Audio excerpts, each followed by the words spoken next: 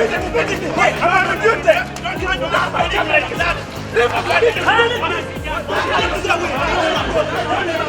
abuse of freedom of expression and access to information in Africa is on the increase, where practitioners like journalists are being killed, beaten or harassed, illegally jailed without these actions being investigated, in part due to lack of political will, democracy and independence of institutions.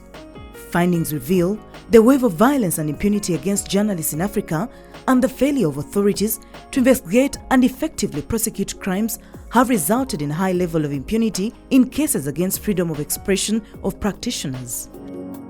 As long as journalists are at risk of being threatened, arbitrarily detained or killed for informing the public, freedom of expression and access to information will be curtailed and society's ability to make informed choices undermined. According to the UNESCO report, 2006 and 2013, 78 journalists were killed during their line of duty in Africa. The report, however, excludes the years where hundreds of journalists were killed. The UNESCO summary of journalists killed in Africa and the status of action in 2014 is as follows. In the Democratic Republic of Congo, 6 journalists were killed. There was no information about one of the journalists. Investigations ongoing about 5, but no case has been resolved. In Eritrea, 3 journalists were killed. No information about the 3, no ongoing investigations, and no cases resolved. In Mali, 2 journalists were killed. No information about the 2, no ongoing investigations, and no cases resolved. In Nigeria, 7 journalists were killed. No information about the 7, no ongoing investigations, and no case resolved. In Somalia, 45 journalists were killed. No information about the 45, no ongoing investigations, and no case has been resolved. In Uganda, 4 journalists were killed. No information about the 4, no investigations ongoing, and no case resolved. In Angola, 1 journalist was killed. No information about the 1, no ongoing investigations, and definitely no case has been resolved. In Cameroon, 1 journalist was killed. No information about the 1, no ongoing investigations, no case resolved. In the Central African Republic, 1 journalist was killed. No information about the 1, no ongoing investigations, and no case has been resolved. During the Rwandan genocide of 1994, more than 100 Rwandan journalists were reported murdered in the space of just 3 months. Their colleagues in Algeria were caught up in an Islamist terror campaign between 1993 and 1996, which left 58 killed and forced many more into exile. Media practitioners have been in the sights of extremists in countries like Somalia, where at least 5 journalists have been killed each year over the last decade.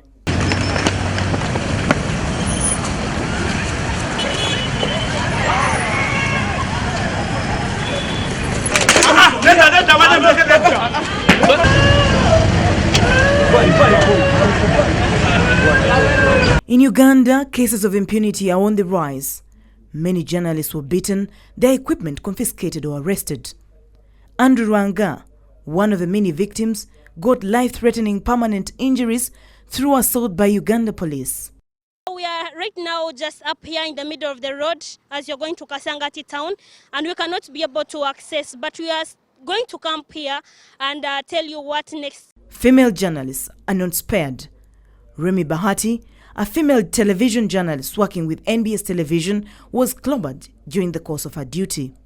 Bahati was arrested live on television as she was doing commentary about the siege at the home of the opposition leader by police. You can see the situation.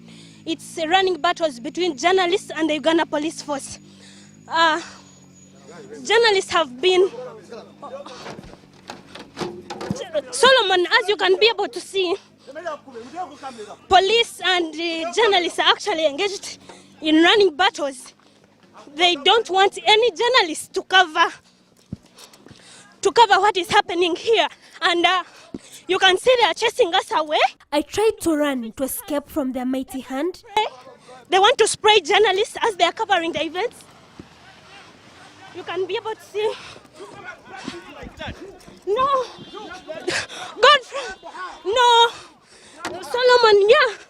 But this was not possible as they caught up with me, overpowered me, and dragged me into the waiting police van, the one that usually ferries Dr. Kizza Besigye. We have been arrested by police and they're actually taking us away to a unknown destination. We don't know. Let's go.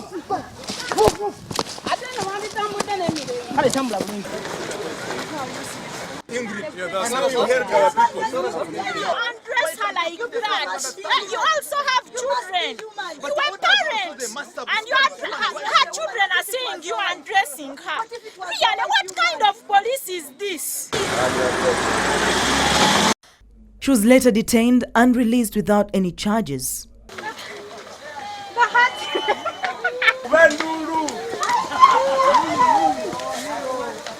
Lulu.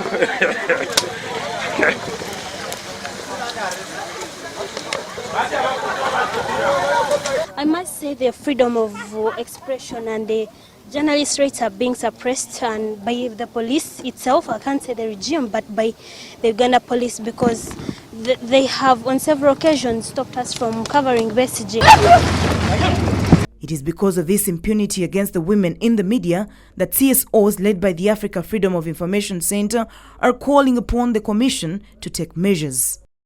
We therefore call upon the African Commission on Human and People's Rights to call upon member states through a resolution to address the situation of impunity by ensuring that every member state has a protective legal environment to address impunity, and most importantly, to have laws on impunity enforced.